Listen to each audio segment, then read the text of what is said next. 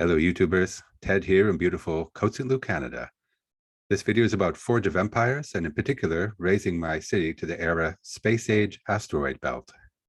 So this is the first of a series of videos I'm planning on Forge of Empires.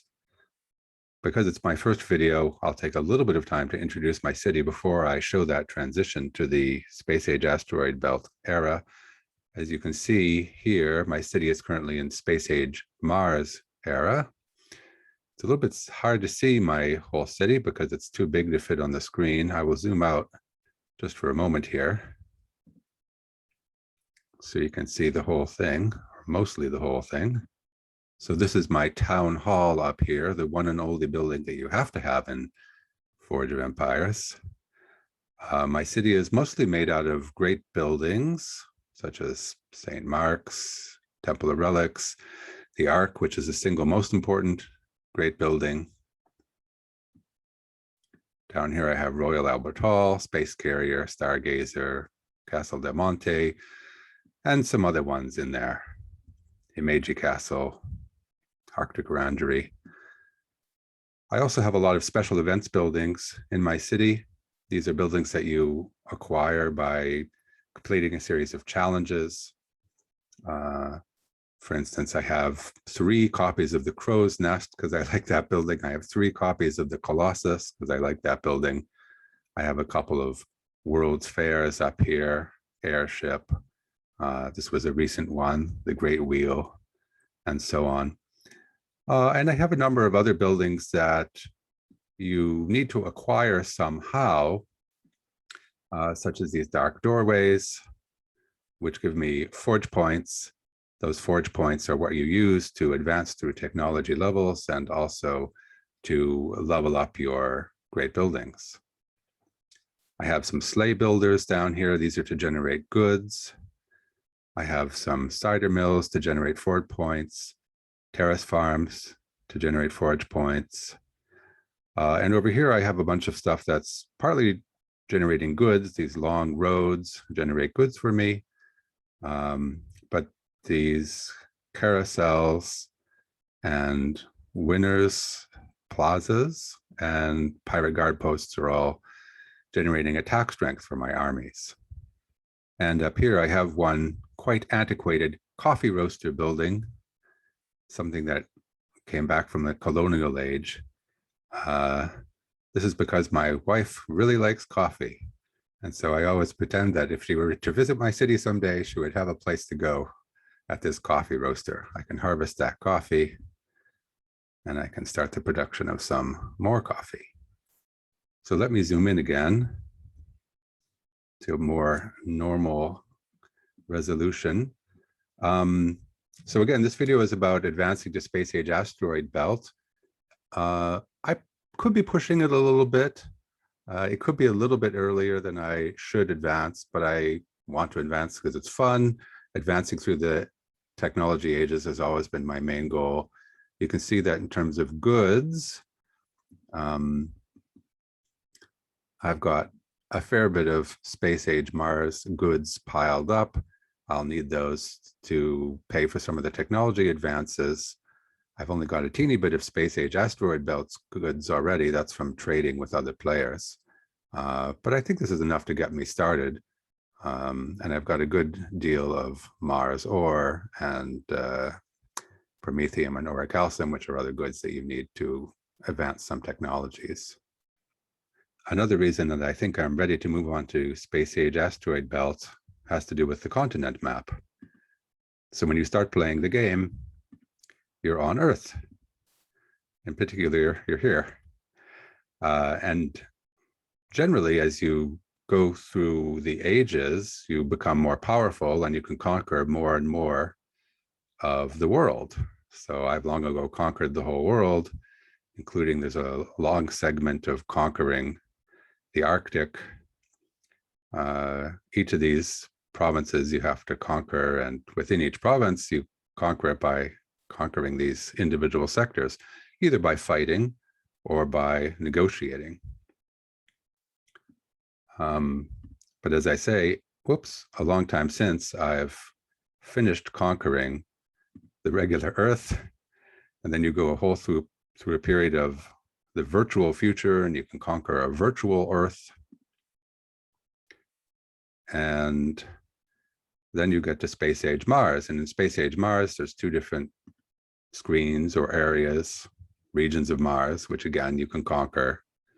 I haven't bothered to conquer every single one of the provinces, but most of them, enough that it gives me everything I need.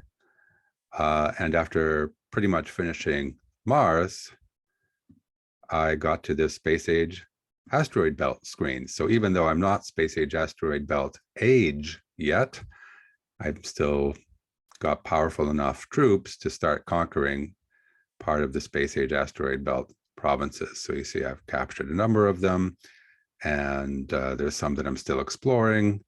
The green ones I've captured, the red ones I haven't captured, and this one I have yet to explore. If I click on it though,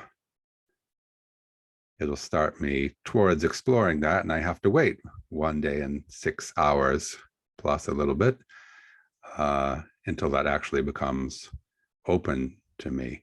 This is one of the ways that the game intentionally slows you down, that you can't just race through to the end of the game. I mean, you could get there faster if you pay in diamonds, but I'm not going to pay in diamonds. I'm patient. I will wait, because while you're waiting for the exploration to happen, you can also be developing other parts of your city, increasing your power and doing other challenges and so on. So anyway, because I'm on the Space Age Asteroid Belt, part of the continent map, I figure, hey, let's move to the Space Age Asteroid Belt era, which will give me some new technologies, new buildings, new troops, and so on like that. So let's do this.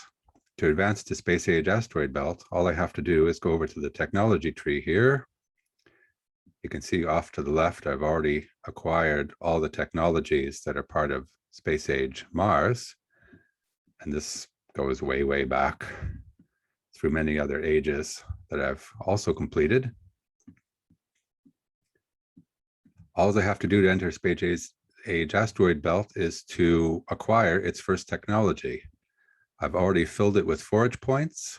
It takes 450 forage points, which I've already filled.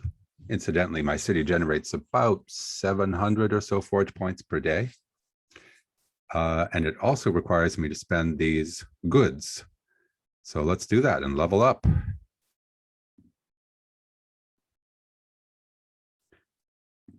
Yes.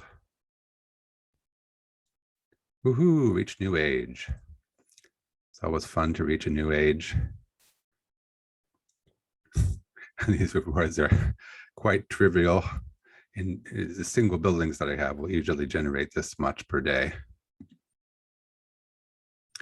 And if we go back to the city, we'll see some more fireworks. So this is the Space Age Asteroid Belt Town Hall. So now if I head over to the spaceport, I should be able to reach the asteroid belt. I didn't show you, but previously this would have taken me to Mars. Not the Mars continent map, but a little Mars colony where you build different things. This is my hub.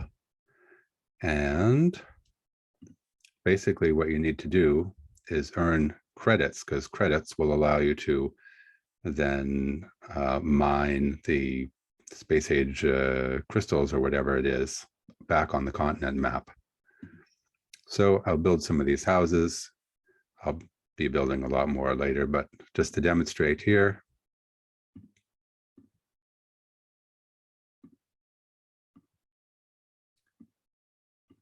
That symbol above them means they are not connected by a road to the hub. We'll do that in just a second here. And there we go. So these buildings, once they are built in an hour, will start to produce periodically these credits. And then those credits,